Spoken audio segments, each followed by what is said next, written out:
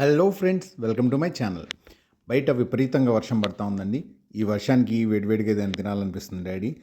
Chicken dum biryani చేసుకుందాం, నేను తయారు చేసి మీకు తినిపిస్తానని చెప్పి మావాడు, అంటే మా అబ్బాయి అండి, తయారు చేస్తానని చెప్పాడు.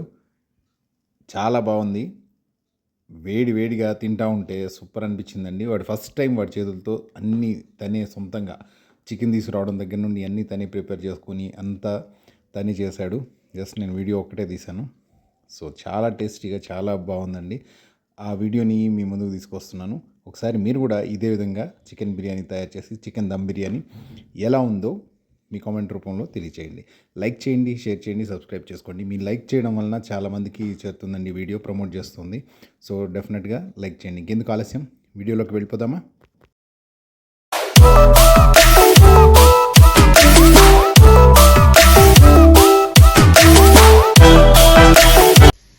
ముందుగా చికెన్ దమ్ బిర్యానీ కోసం బ్రౌన్ ఆనియన్స్ తయారు చేసుకోవాలండి. ఆనియన్స్ని చీలికలుగా కట్ చేసుకొని ఇలా డీప్ ఫ్రై చేసుకుంటే బాగుంటుంది. Brown onions తయారైపోతాయి.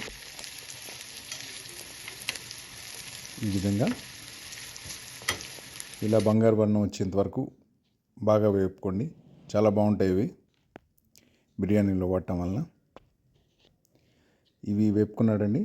ఇవి హోల్ గరం మసాలా, చెక్క, లవంగ, స్టార్ పువ్వు, ఇవన్నీ. ముందుగా ఇది 750 గ్రామ్స్ చికెన్ తీసుకొచ్చాడండి. దానిలో ఈ హోల్ గరం మసాలా అంతా వేసేసుకున్నాం. ఇప్పుడు ఇందులో ఒక 1.5 టేబుల్ స్పూన్ అల్లం వెల్లుల్లి పేస్ట్ వేసుకుంటున్నాం.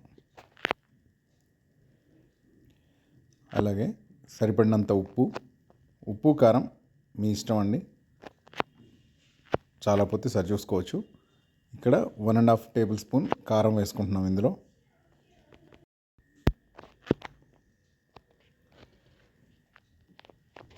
One and half tablespoon వేసుకున్నాండి. కారం కూడా మీకు సరిపడినంత మీరు వేసుకోండి.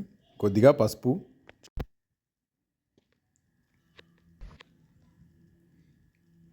పచ్చిమిర్చి ముక్కలండి, చిలికలుగా కట్ చేసుకున్న 4 పచ్చిమిరపకాయలు అనుకోండి, 4 పచ్చిమిర్చి ముక్కలు. అలాగే ఒక చిన్న కప్పు పెరుగు తీసుకున్నాము. పెరుగు కూడా వేసుకోండి. ఇందులో పెరుగు వేసుకున్నాం. ఇప్పుడు ఇందులో మనం ముందుగా వేపు పెట్టుకున్న బ్రౌన్ ఆనియన్స్ కూడా కలుపుకుంటున్నామండి. ఈ బ్రౌన్ ఆనియన్స్ సగం వేసుకున్నాం. ఇప్పుడు సగం పక్కన పెట్టుకుందాం. ఇప్పుడు ఇందులో పుదీనా తరుగు వేసుకుందామండి.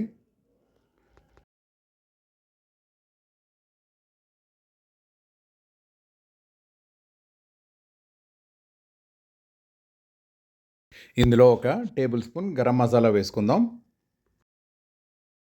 ఇందులో ఇప్పుడు కొద్దిగా నిమ్మరసం పిండుకుందాం. మేమైతే ఒక పెద్ద నిమ్మకాయలో హాఫ్ పిండామండి. కావాలంటే ఒక నిమ్మకాయ కూడా పిండుకోవచ్చు. ఒక హాఫ్ నిమ్మరసం పిండామన్నమాట.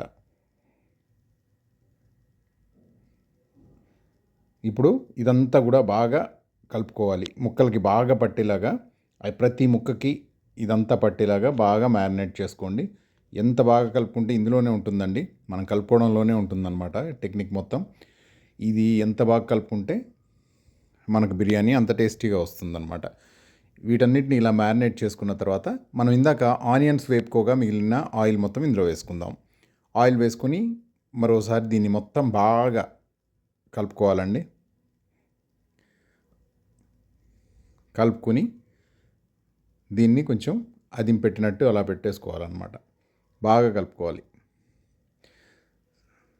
సగం ప్రాసెస్ మొత్తం ఇదేనండి. ఇది మనం ఎంత బాగా మ్యారినేట్ చేసుకుంటే మనకి బిర్యానీ కూడా అంత టేస్ట్ బాగా వస్తుంది. ఈ విధంగా గట్టిగా అదింపెట్టి మూత పెట్టేసి ఒక గంట సేపు పక్కన పెట్టేసేయండి. ఇది ఎంత ఎక్కువసేపు నానితే అంత బాగుంటుందండి. టైం లేదు కాబట్టి ఇప్పుడు ఒక హాఫ్ అన్ అవర్ మేము పక్కన పెట్టేసుకున్నాం. ఇప్పుడు మనం రైస్ ప్రిపేర్ చేసుకుందాం, బిర్యానీ రైస్. మనం 750 గ్రామ్స్ చికెన్ తీసుకున్నానండి. దానికోసం ఒక హాఫ్ కేజీ రైస్ తీసుకున్నాం. ఇది ముందుగానే మనం ఎసరబెట్టేసుకొని రైస్ బాగా కడిగేసుకొని దానిలో హోల్ గరం మసాలా వేసుకొని కొద్దిగా పుదీనా వేసుకొని ఇందులో కొద్దిగా ఆయిల్ వేసుకుందామండి. ఆయిల్ వేసుకోవడం వల్ల ఏంటంటే బియ్యం రైస్ ఒకదానికొకటి అతుక్కోకుండా పొడి పొడిలాడుతూ వస్తుంది. ఇప్పుడు ఇందులోనే కొద్దిగా సాల్ట్ వేసుకోండి సరిపడినంత. ఆ కూరలో కూడా కొంచెం వేసాం కాబట్టి ఇందులో కొంచెం వేసుకోండి సాల్ట్. అలాగే ఇందులో కొంచెం అల్లం వెల్లుల్లి పేస్ట్ కూడా వేసాడండి. ఒక హాఫ్ స్పూన్ అల్లం వెల్లుల్లి పేస్ట్ వేసుకున్నాడు. వేసి దీన్ని బాగా కలియబెట్టేసి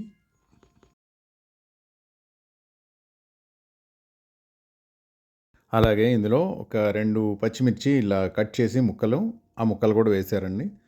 వేసి వాటిని ఒక 70% ఈ రైస్ ఉడికేంత వరకు మనం ఉడికించుకోవాలి. ఈ లోపల అడుగు మందంగా ఉన్న వేరే ఒక కడాయి పెట్టుకున్నాడు. దానిలో ఇందాక మనం మ్యారినేట్ చేసిన ఈ ముక్కలన్నీ వేసేసుకొని వాటిని అరేంజ్ చేసుకున్నాడు అనమాట. ఒక లేయర్ లాగా సమానంగా పరుచుకున్నాడు అనమాట. మనం ఈ విధంగా చేసుకోవాలండి.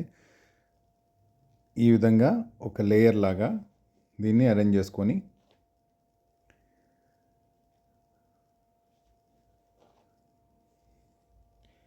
ఇప్పుడు ఇందులో మనం 70% ఉడికిన రైస్ని వేసుకుందాం.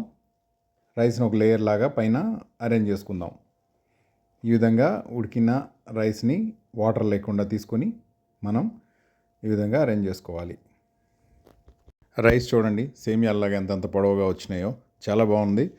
మనం 750 గ్రామ్స్కి మేమైతే ఒక హాఫ్ కేజీ రైస్ తీసుకున్నామండి.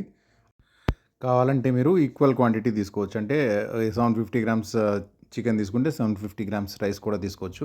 బట్ మేమైతే హాఫ్ కేజీ తీసుకున్నాం. ఇలా తీసుకోవడం వలన ముక్కలు బాగా వస్తాయనే ఉద్దేశంతో. సో ఈ విధంగా రైస్ని మొత్తం మనం ఒక లేయర్ లాగా పైన పరుచుకోవాలన్నమాట. 70% ఉడికిన రైస్ని మనం ఒక లేయర్ లాగా వేసుకోవాలి. ఈ విధంగా గ్యాప్ లేకుండా దీన్ని పైన అరేంజ్ చేసుకోవాలన్నమాట. ఎక్కడ మనకి గ్యాప్ లేకుండా అరేంజ్ చేసుకున్నాం. ఇప్పుడు దీని మీద మనం పుదీనా కొత్తిమీర తరుగు వేసుకుందాం. పుదీనా కొత్తిమీర తరుగు వేసుకొని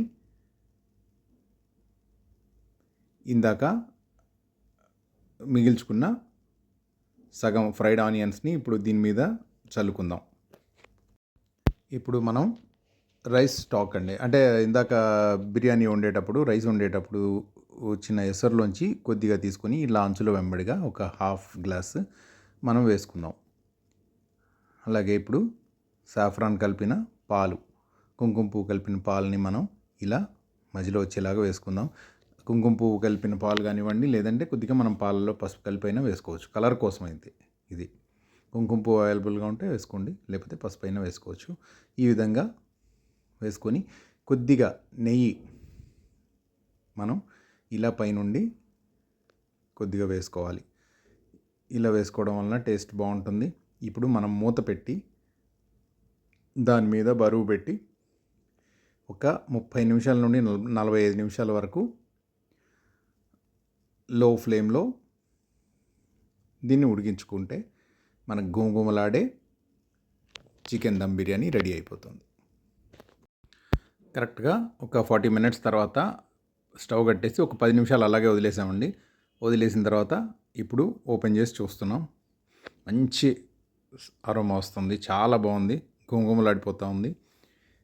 ఎలా ఉడికిందో ఒకసారి చూద్దాం. చాలా యమ్మీగా జ్యూసీగా చాలా బాగా తయారైంది. మనకి ముక్కలు కూడా బాగా ఉడికిపోయాయండి. చాలా బాగుంది చూడడానికి, కలర్ఫుల్గా, తినడానికి టేస్ట్ కూడా అదిరిపోయింది. మా అబ్బాయి చాలా బాగా చేశాడు. దీన్ని రైతాతో సర్వ్ చేసుకుంటే చాలా బాగుంటుంది. ఇదే విధంగా మీరు కూడా తయారు చేసుకొని ఎలా వచ్చిందో ఒక కామెంట్ రూపంలో మాకు తెలియజేయండి. మీరిచ్చే ఒక లైక్, ఒక కామెంటు మా వీడియో రీచ్కి చాలా ఉపయోగపడుతుందండి, చాలామందికి చేరుతుంది దానివలన. సో తప్పకుండా మా వీడియోస్ని లైక్ చేయండి, షేర్ చేయండి, సబ్స్క్రైబ్ చేసుకోండి, పక్కనే ఉన్న బెల్ ఐకాన్ ప్రెస్ చేయండి. ఇంకెందుకు ఆలస్యం, మీరు కూడా తయారు చేసుకోండి. మరో మంచి వీడియోతో మళ్ళీ మేము ముందుకు వస్తాం. తప్పకుండా సపోర్ట్ చేయండి. Thank you for watching.